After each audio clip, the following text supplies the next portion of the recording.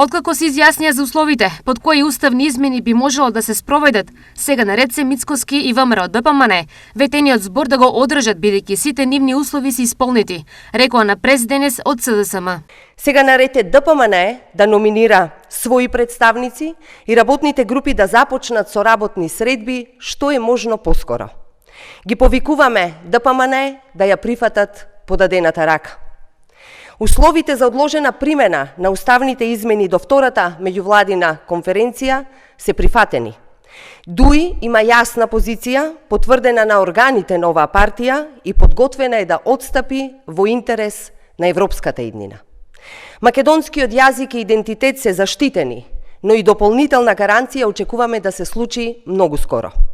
Затоа сметаме дека има добра основа и дијалогот треба да продолжи за начинот на спроведување на уставните измени. Ние, како и целокупната јавност, очекуваме Мицкоски да остане на ставот и преземените обврски и да остане во процесот.